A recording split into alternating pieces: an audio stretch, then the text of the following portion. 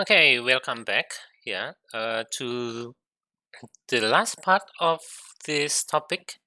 Yeah.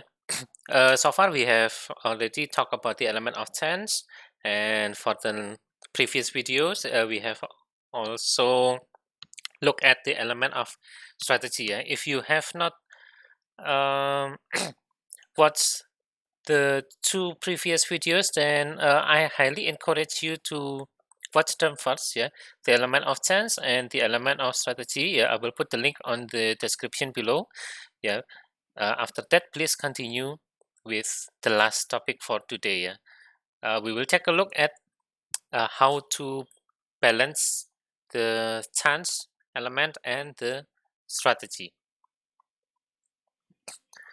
So, if we must pick, yeah, which one should we choose for our game? Yeah, is it the chance?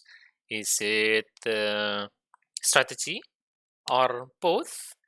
Yeah, it will highly depend on the target audience. Yeah, designing a game for a 6-year-old will lead to a very different result than a game meant for college age males, for example. Yeah.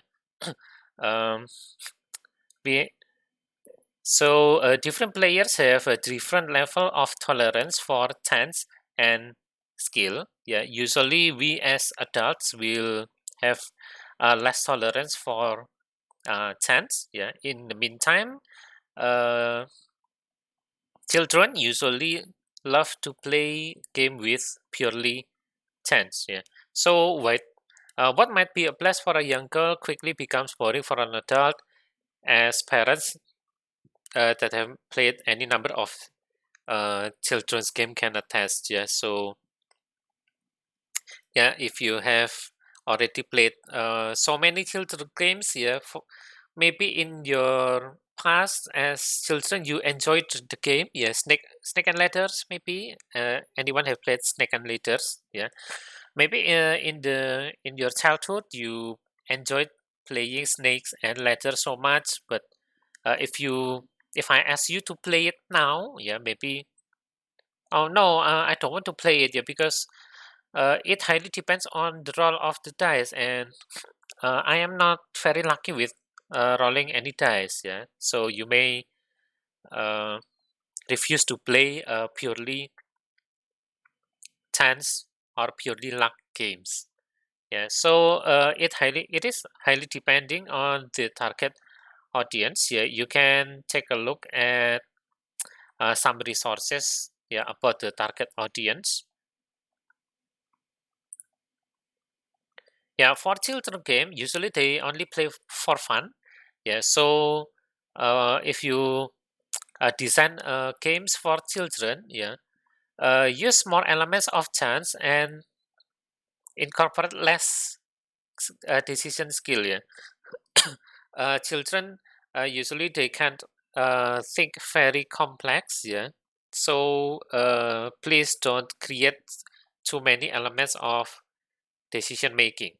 Yeah, for children, just incorporate more elements of chance. Yeah, simply by using dice, then usually you are fine. Yeah, that's why as children we love to play snake and ladders, but now um, we don't like it. Yeah. In the meantime, for competitive gamers, yeah, usually they love challenging games. Yeah, they love many ways to win the game. So, uh, do less luck in this game for competitive gamers, yeah, and create more strategic decisions for them. Yeah, so as a rule of thumb, yeah, you can take a look at engine building games. Yeah, as we have already talked about engine building games in the previous videos. Yeah, this type of games are preferable for competitive gamers. In the meantime, for social gamers, yeah, use some mechanics that encourage interactions among the players. Yeah, either betting or wagering, storytelling, partnerships, trading, and so on. Yeah. Don't create very serious games for them, yeah, because usually they play games for fun only. Yeah, some of them maybe are not gamers at all. So please don't create very serious games. Yeah, for example, RPGs are known to be very serious. Yeah, so uh, RPGs are not meant for social gamers usually. Yeah, for this type of gamers, yeah, you can also create more luck than strategy. Yeah, and create a appealing, fun, and engaging theme as well for your games if you target social gamers. Okay, for professional gamer players, yeah, usually they prefer a strong strategic elements for their game. So they have no or little luck at all. Yeah, for example, like chess, we have known at that chess is no luck game. Yeah, it is a purely strategic game. Yeah, for professional players, yeah, we have some board games that already have some tournaments. Yeah, Splendor, Seven Wonders, Blood Rage, Dominion. Yeah, we have tournaments for them. Yeah, or the traditional games. Yeah, chess, Go, any TCGs or CCGs. Yeah, Magic the Gathering, Yu-Gi-Oh, and many others. Yeah, Pokemon. Maybe if you play Pokemon, yeah, you have you know that Pokemon TCG has tournaments. Okay, so for families, they usually prefer to play in a relatively short time. Yeah, we have already played family games in the second game week. Yeah, if I'm not mistaken. Yeah, it is playable in a relatively short game, 10, 15 minutes, 30 minutes to the max. Yeah, maybe 45 is still tolerable, but 60 or 2 and even 3 hours is not enjoyable for families. Yeah, they have simple rules. Yeah, because usually for families we play with children. Yeah, so don't create a family game that have complicated rules. Yeah, make so that the children can understand the rules very easily. Okay, for family games, you have element for of chance. Yeah, so children have chances to win over adults. Yeah, but to create uh, interest for the adults, yeah, then family games also has the element of strategy. Yeah, with some meaningful choices, of course. Yeah, don't create obvious or meaningless choices. Yeah, with the element of strategy, yeah, adults can still enjoy the game. Yeah.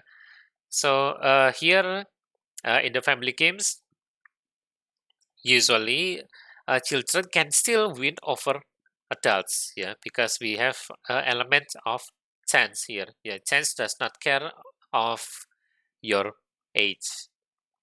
Yeah, but for adults, because we like to think, yes, then family games have the element of strategy.